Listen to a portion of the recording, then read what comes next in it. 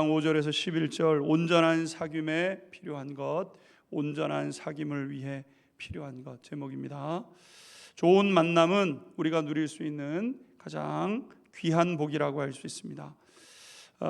우리에게 참된 만족과 행복을 가져다 주는 것이 만남에서, 좋은 만남에서 시작되기 때문입니다. 사랑으로 묶여진 부모와 자녀와의 관계가 자존감을 높여주고 고난을 대응하는 힘을 줍니다.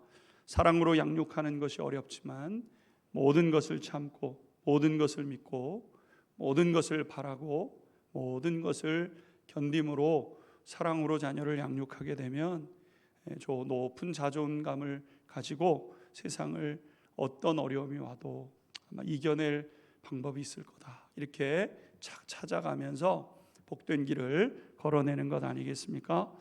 또 배려와 헌신으로 이루어진 부부 관계는 어느 곳에서도 누릴 수 없었던 안정감을 주게 되는 것이죠. 신뢰와 지지로 형성된 친구와 동료는 어려운 일을 도전할 힘을 더해주기도 합니다. 이처럼 좋은 만남이 우리의 삶에 좋은 것들을 가져다 주는 것이죠. 그러나 무엇보다 필요한 관계는 생명의 근원 대신 나의 창조주 하나님과의 바른 관계에 있다고 할 수 있습니다. 그래서 사도 요한은 이것이 얼마나 귀하고 좋은 것인지를 그의 성도들과 나누면서 이 삶을 반드시 살아줄 것을 당부하고 있는 것이죠. 특별히 전반부는 하나님과의 사귐에 대해서 이제 할애하고 있는데, 하나님과의 사귐이 얼마나 좋은 것인지, 그런데 그것을 가로막는 첫 번째 것이 있다. 죄의 문제다. 이렇게 지적을 하면서 이 죄의 문제를 해결할 수 있는 길에 대해서도 이야기를 해주게 되었던 겁니다.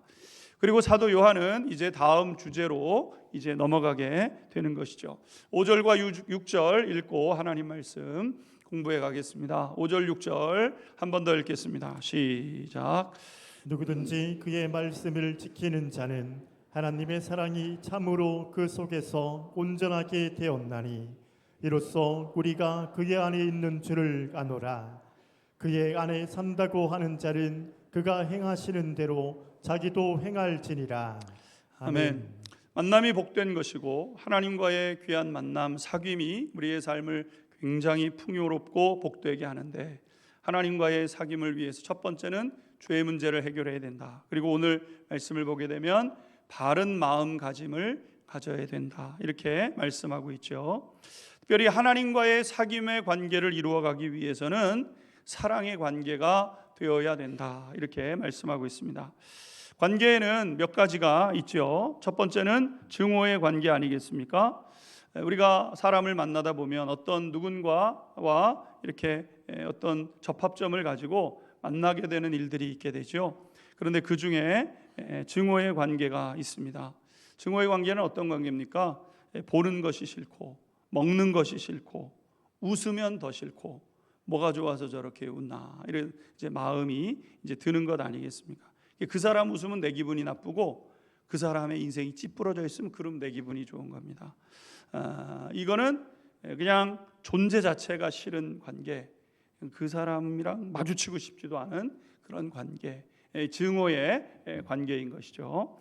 또 다른 관계가 있는데 애증의 관계라고 할 수 있습니다. 어떤 때는 밉다가 또 어떻게 보게 되면 참 불쌍한 것 같아요. 어떤 때는 애잔하기도 하고 또 어떤 때는 미안한 감정도 듭니다. 안 볼 수가 없는 관계예요. 그래서 보기는 봐야 되는데 보면 더 힘들어지는 관계입니다. 부모 자녀 사이에서도 그렇고 부부 사이에서도 애증이 있는 분들이 있어요. 그러니까 부부니까 보기는 봐야 되는데 보면은 싫고 또 안 챙겨주자니 마음이 좀 찝찝하고 이러면서 이런 관계가 있게 되는 죠. 무거운 관계라고 할 수 있습니다. 또 하나의 관계는 함께 있으면 평안하고 기쁨과 만족이 있는 사랑의 관계라고 할 수 있죠. 창조주 하나님과의 관계 안에서도 우리 예수 믿는 사람들은 아니겠지만 증오의 관계, 하나님을 극도로 증오하는 그런 사람들도 있죠. 또 어떤 사람들은 하나님 앞에 나오기는 나오는데 편한 마음으로 나오는 게 아니라 안 나가면 불편하니까 나오기는 나오고, 그렇다고 또 평안함과 이런 만남이 없는 이런 관계도 있는 것이죠. 그러나 하나님과의 사랑의 관계도 있는 겁니다. 여러분은 어떠합니까? 하나님과 어떤 관계로 지금 있는지요? 그런데 우리가 한 가지 기억해야 될 것은, 먼저 하나님은 이미 우리에게 사랑을 나타내셨다는 것 아니겠습니까? 하나님께서는 우리에게 아들을 주시면서까지 사랑한다고 다가와 주셨어요. 하나님이 우리 곁에 계십니다. 내가 너를 사랑한단다, 이렇게 말씀하고 있어요. 믿는 자들뿐만 아니라 믿지 않는 자들에게도 하나님은 여전히 내가 너를 사랑하고 있단다, 이렇게 말씀해 가고 있는 것이죠. 그렇다면 무엇이 남게 되는가? 이제 우리가 하나님의 사랑에 응답하는 것이 남아 있다는 겁니다. 예수님은 이 부분을 이제 알려주시기 위해서 한 가지 이야기를 우리에게 이제 들려주셨습니다. 이야기의 내용은 이런 겁니다. 어떤 사람에게 두 아들이 있었습니다. 아들은 아버지의 사랑 가운데 잘 자라나게 됩니다. 그러던 어느 날 둘째 아들이 가만히 생각이 들었어요. 아버지의 집이 참 좋기는 좋은데, 아버지 집에 있으니까 아버지가 때 되면 먹을 것 주고 옷 사주고 그냥 너무 좋고, 또 아버지가 나를 사랑해 주니까 너무 좋은데, 가만히 생각해 보니까 바깥에 나가면 더 좋은 것이 있을 것 같은 겁니다. 저 바깥으로, 저 넓은 세상으로 가보면 정말 좋은 것이 더 많을 텐데, 이런 마음이 들어서 하루는 아버지를 찾아가게 되었다는 거죠. 아버지를 찾아가서 이야기하길, 아버지 어차피 유산 주실 거 아니겠습니까? 어차피 유산 주실 텐데 좀 미리 주시면 제가 세상 나가서 좋은 것 좀 누리고 성공해서 아버지 앞에 제가 이렇게 효도하겠습니다, 이렇게 이야기를 하게 된 겁니다. 아버지는 이 아들이 유산을 주지 않는다 할지라도 떠날 것을 알고 있었기 때문에 몫을 떼어줘 줍니다.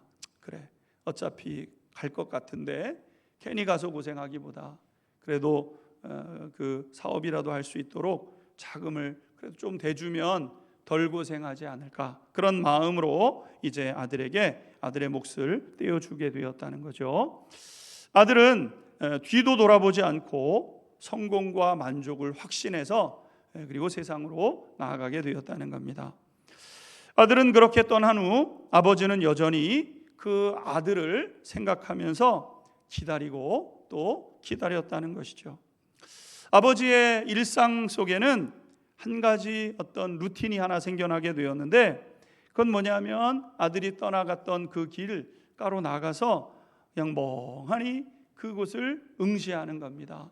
무슨 일을 하다가 잠시 짬이 나면 아들이 갔던 그 곳을 멍하니 쳐다보고 이제 나오나 저제 나오나 기다리게 되었다는 거죠. 둘째 아들은 아버지의 이런 마음을 아는지 모르는지 아버지가 주신 유산으로 더 많은 재산을 만들어 보겠다고 자신만만한 시간을 보내게 되었다는 겁니다. 그런데 시간이 갈수록 세상이 그리 녹록하지 않다는 것을 배우기 시작하게 되었죠. 나가면 금방 돈 벌 것 같고, 금방 사람 사귈 것 같고, 그냥 모든 사람들과 행복하게 얼마나 즐길 것 많고 누릴 것 많은지 그렇게 살 수 있을 거라고 생각을 했는데, 계획했던 사업이 계획대로 되지 않고 경쟁자에게 밀려서 실패를 거듭하게 되고, 늘 친구들이 곁에 있었는데 이 친구들이 항상 있을 줄 알았는데 돈 있을 때만 친구였고 돈 떨어지자 아무도 남지 않게 되었다는 거죠. 그래서 이 둘째 아들이 비로소 어느 순간 모든 것을 다 잃어버린 그때 깨닫게 되었다는 겁니다. 내가 쫓았던 즐거움의 실제 모습이 이런 거구나. 나가면 뭔가 이루어질 수 있고 뭔가 될 수 있고 환영할 수 있고 마음껏 웃을 수 있을 것 같고, 그런데 돈 떨어지니까 사람 다 사라지고 아무도 없다는 것을 그가 깨닫게 된 거죠. 여러분, 세상 즐거움이 어떻습니까? 이와 같지 않습니까? 금방 잡힐 것 같고 내 마음에 큰 기쁨을 줄 것 같고 언제나 내 곁에서 희노애락을 함께 할 것 같고 그런 사람들이 많을 것 같았는데, 세상을 한 해 한 해 살아가고 한 사건 한 사건 지나가면 지나갈수록 그 무엇도 기쁨이 되지 못하고 세상에 그런 사람 별로 없구나, 아니 거의 없구나, 이걸 깨닫게 되지요.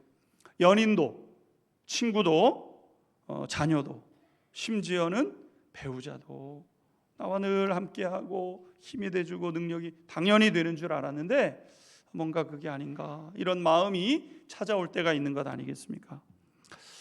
결국 모든 것을 다 잃어버린 둘째 아들은 마음속 깊은 곳에, 자기 마음 깊은 곳에 숨어져 있었던 그 한 분 아버지를 생각하게 되었던 것이죠. 아버지는 나를 사랑하시고 언제나 나를 기뻐해 주셨는데, 그 아버지는 항상 나를 반겨주셨는데, 이런 마음이 한 구석에 있었습니다. 그런데 다른 한편으로는 내가 그런 아버지 마음을 아프게 했는데 나는 나쁜 놈 아닌가, 내가 어떻게 아버지를 뵐 면목이 있겠나, 이 두 마음이 이 둘째 아들의 마음을 괴롭게 하게 되었다는 겁니다. 이 괴로움이 계속 반복되다가 어느 순간 결정을 하게 되었다는 것이요. 나는 아버지 사랑을 저버린 죄인이지만 그래도 품어주실 아버지에게로 가야 되지 않겠나. 그리고 아버지의 집으로 걸음을 옮기게 되었다는 겁니다. 누가복음 15장 17절 19절 17절에서 19절 한번 읽도록 하겠습니다. 시작. 이에 스스로 돌이켜 이르되 내 아버지에게는 양식이 풍족한 콩꾼이 얼마나 많은가. 나는 여기서 주려 죽는구나. 내가 일어나 아버지께 가서 이르기를 아버지, 내가 하늘과 아버지께 죄를 지었사오니 지금부터는 아버지의 아들이라 일컬음을 감당하지 못하겠나이다. 나를 품꾼의 하나로 보소서 하리라 하고. 아멘. 그렇게 집을 향하여 둘째 아들이 이제 가게 되죠. 아직 도착을 하려면 집이 그래도 꽤나 저 멀리 있는데 저 멀리서 누군가 달려오기 시작합니다. 가만히 보니 아버지예요. 이제는 기력이 없어서 제대로 걷지도 못하시는 것 같은데 종종 걸음을 재촉하면서 달려오게 됩니다. 아버지입니다. 나를 한 번도 잊지 않고 기다려 주셨던 아버지가 저 멀리서 오고 계시는 거죠. 그래서 아들은 자신의 초라함을 잊고 그토록 그립던 아버지를 향해 뛰기 시작했다는 겁니다. 그리고 아버지 품에 안기게 되죠. 아버지의 품이 이렇게 넓었나, 아버지의 품이 이렇게 따뜻했나 싶을 정도로 아버지 품에 있게 되었고, 그제야 아버지를 알게 되었다는 겁니다.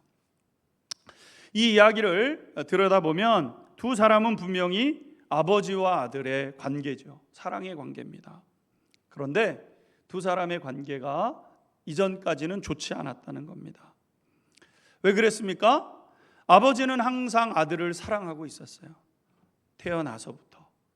아들이 재산 좀 주세요, 유산 주실 거 미리 주세요. 그때도 아버지는 여전히 아들을 사랑하고 있었고, 집을 나가서 그 고생을 하고 있을 때도 아버지는 아들을 사랑하고 있었고, 그래서 아들을 기다리고 있었던 거죠.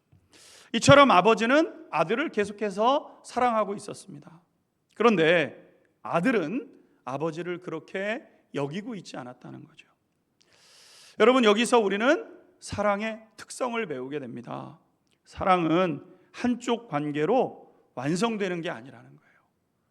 그래서 이 사랑은 짝사랑, 외사랑, 이거는 진짜 행복을 가져다 주지 못합니다. 사랑이 행복의 관계인데, 사랑이 우리에게 안정감을 주고, 사랑이 우리에게 용기를 주고, 사랑이 우리를 자존감이 높게 하고 어떤 어려움이 와도 이겨가는 힘을 주는 것이 사랑인데, 이 사랑이 짝사랑, 외사랑으로는 안 된다는 거예요. 그런 거죠. 부모는 자녀를 사랑하는데 자녀는 부모님에 대해 관심이 없습니다. 그럼 어떻게 됩니까? 그 부모 자녀와의 관계는 행복하지 않죠. 부모도 마음속에 늘 한쪽에 그늘이 있는 거고, 자녀들은 부모에 대한 마음이 없으니까 행복한 관계가 될 수 없는 거죠. 배우자 사이에서도 마찬가지 아니겠습니까? 남편은 아내를 그렇게 그리워하는데 아내는 그렇지 않는 거예요. 좋지 않은 관계죠.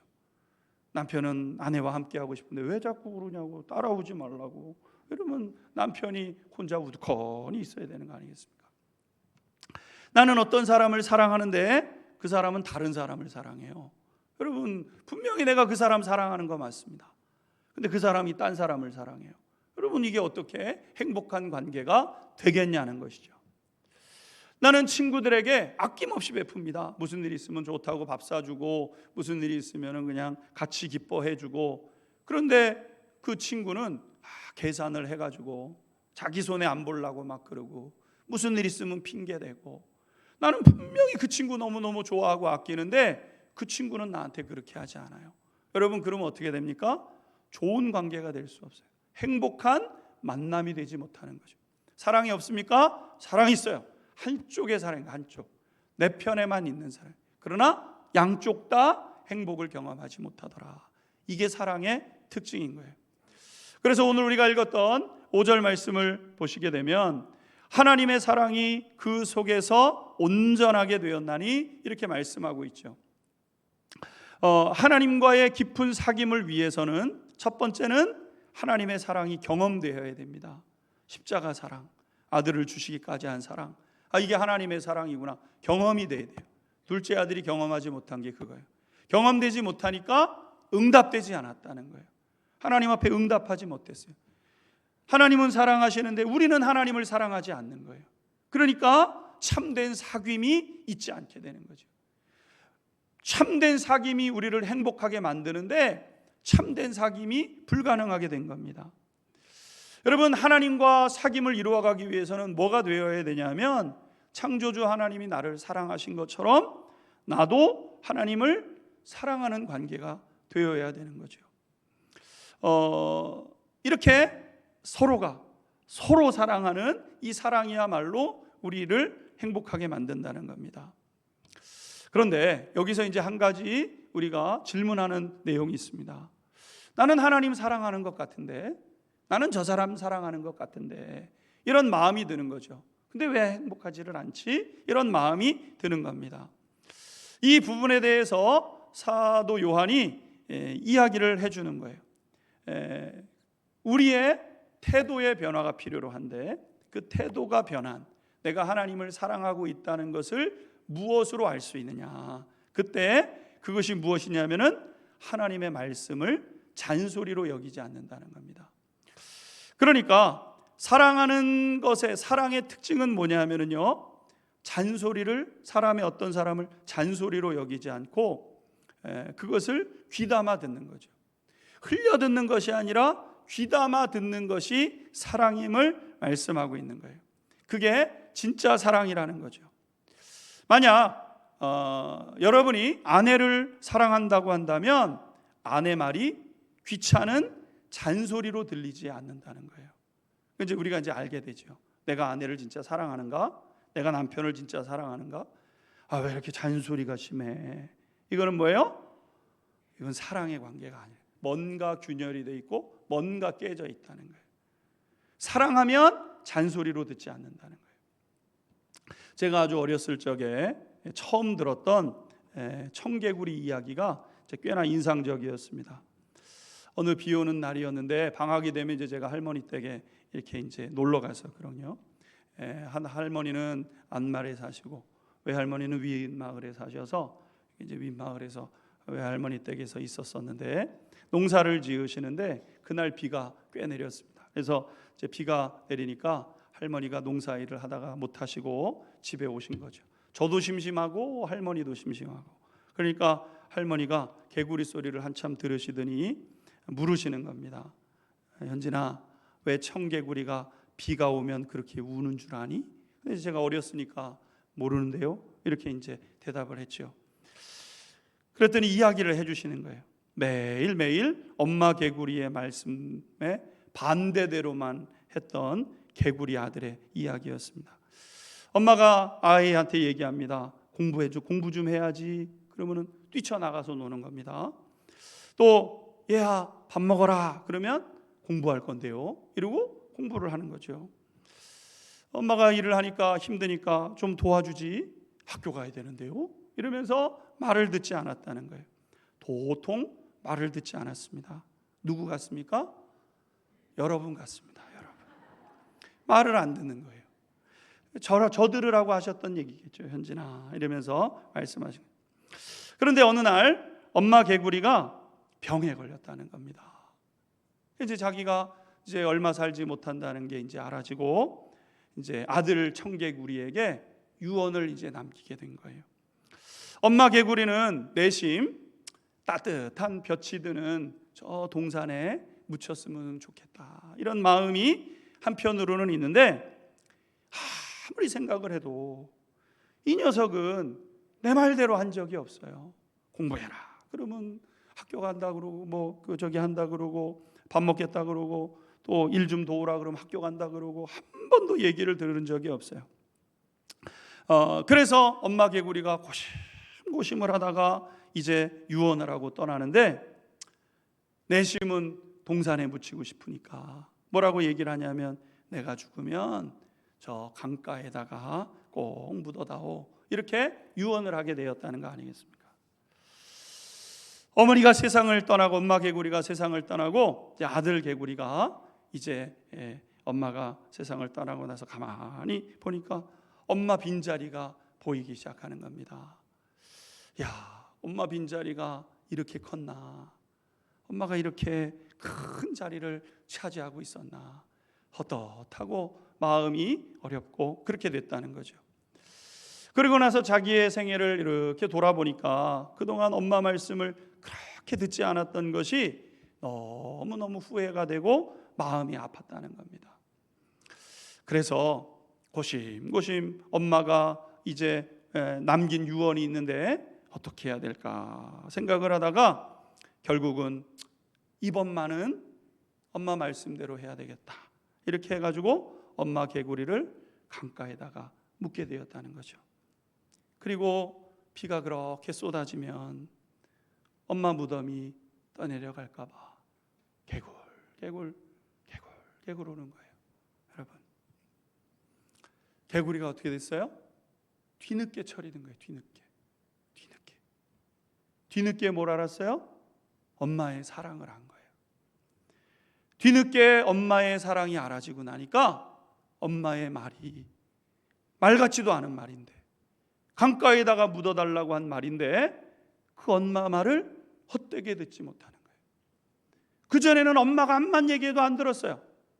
근데 엄마를 사랑하고 나니까 엄마의 자리가 깨달아지고, 엄마가 얼마나 나를 사랑해 주셨는지 깨닫고 나니까, 나도 어머니에게 응답하려고 하니까 어머니의 말을 흘려 듣지 못하게 되었다는 것 아니겠습니까? 누군가를 사랑하면은요, 그 사람의 말을 귀 기울여 듣게 되고 그것을 지키려고 힘쓴다는 거예요. 그것이 사랑의 증거예요. 내가 누군가를 사랑하는, 여러분의 감정에 속지 마세요. 그건 사랑이 아닙니다. 내가 내 아내를 보고 싶고, 여러분 때리고 싶어서 보고 싶을 때도 있습니다. 여러분, 누군가를 때려야 되겠는데 때릴 사람 없나, 내 아내나 때려야 되겠다, 그러고 보고 싶을 수 있는 거예요. 감정에 속으면 안 된다는 거예요. 사실이 뭡니까? 내가 누군가 나한테 어떤 얘기를 해요. 사랑하면 새겨 듣는다는 거죠. 새겨 둔다는 거죠. 아, 그렇구나. 어떻게 해야 되지? 마음속에 두게 된다는 것 아니겠습니까? 우리도 마찬가지입니다. 하나님을 사랑한다면 하나님의 말씀을 헛되이 듣지 않는다는 거예요. 오히려 하나님의 말씀에 귀를 기울이고 그 말씀을 가슴에 새기고, 비록 내가 지금은 조금 그렇게 못 사는 면이 없잖아 있지만, 그래도 하나님 말씀대로 살아야지, 이렇게 말씀대로 살기 위해서 애를 쓴다는 거예요. 근데 하나님 사랑하지 않는 사람들은 이게 없다는 거예요. 이게 없다는 거. 여러분, 하나님을 사랑한다고 하면서 하나님의 말씀을 지키지 않는 사람은 하나님을 사랑하는 마음도 없다는 것이고, 이렇게 하나님을 사랑하지 않으니까 여러분, 어떻게 하나님과 교제가 이루어질 수 있겠습니까? 아버지는 아들을 사랑하는데 아들은 아버지를 사랑하지 않는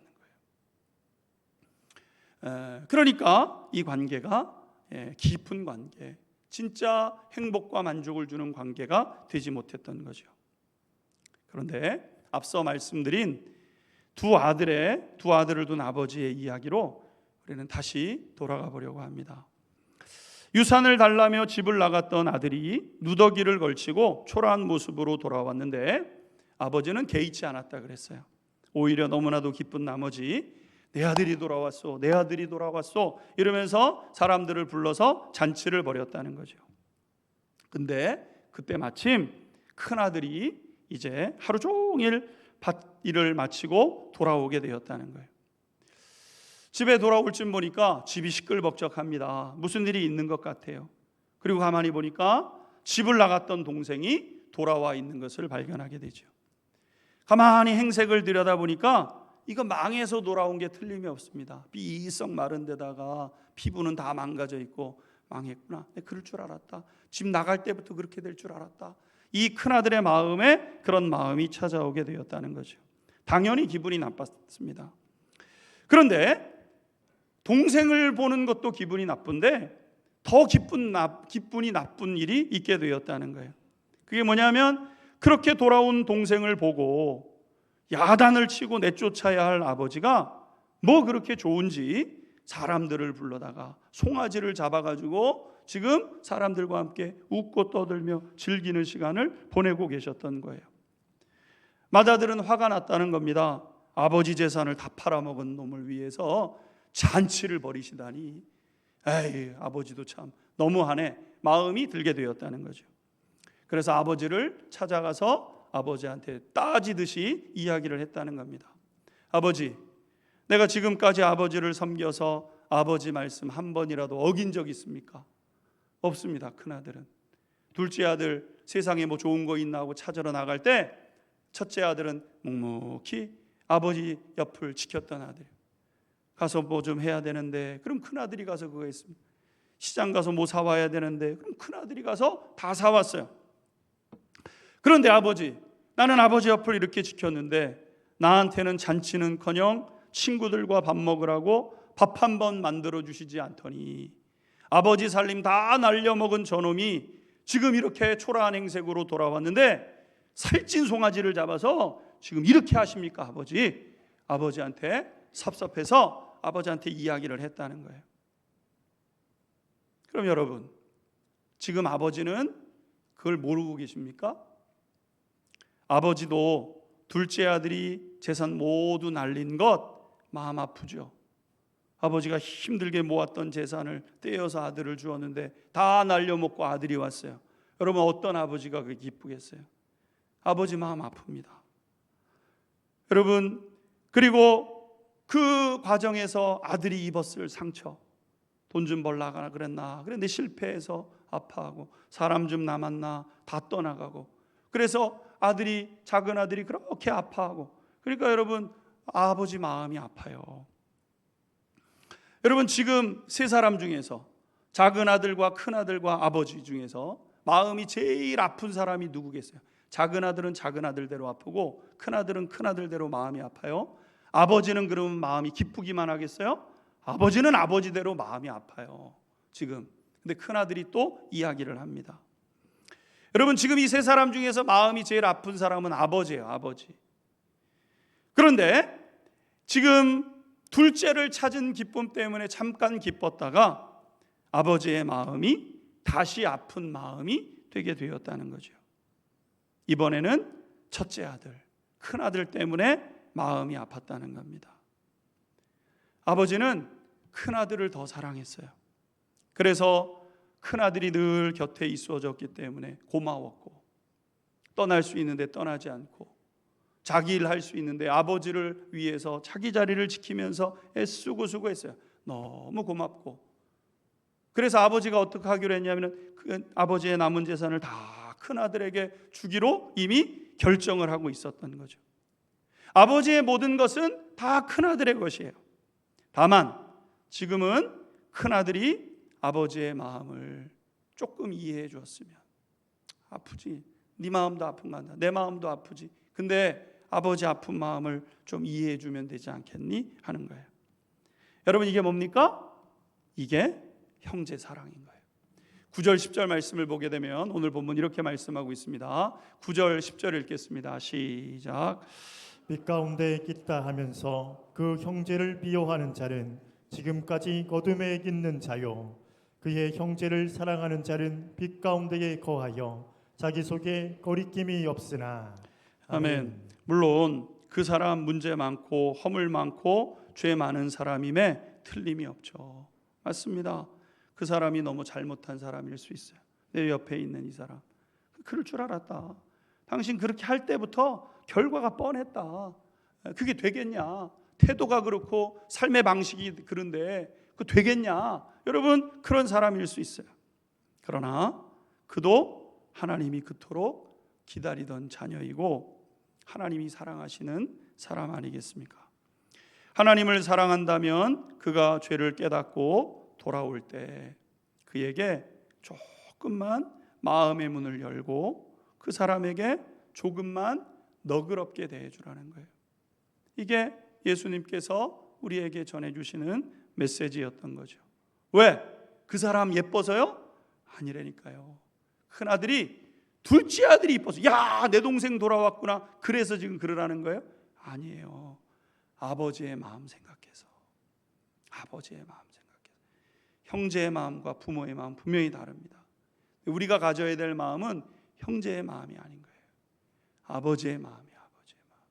아버지의 마음 때문에 둘째가 다 날려먹고 허랑방탕하게 하다가 실패해서 돌아왔지만 아버지가 그 아들 세상에서 죽지 않고 연 끊지 않고 그래도 아버지한테 왔으니까 아버지가 기쁘잖아요. 그 기쁜 마음에 동참해 달라고, 조금만 너그럽게 대해 달라고 말씀하고 있는 거죠. 사랑하는 우리 성도 여러분, 이 사랑이 저와 우리 성도님들의 마음 속에도 풍성하게 거하기를 바라고요. 이 마음이 있을 때 뭐가 됩니까? 형제 사랑이 시작되는 거예요. 하나님과의 사랑이 먼저고 그것이 회복되면 형제 사랑이 시작되는 거예요. 하나님의 사랑과 형제의 사랑이 회복되고 그것을 통해서 하나님이 주시는 참된 기쁨과 회복이 저와 우리 성도님들에게 있게 되기를 주님의 이름으로 축원합니다. 기도하겠습니다. 온전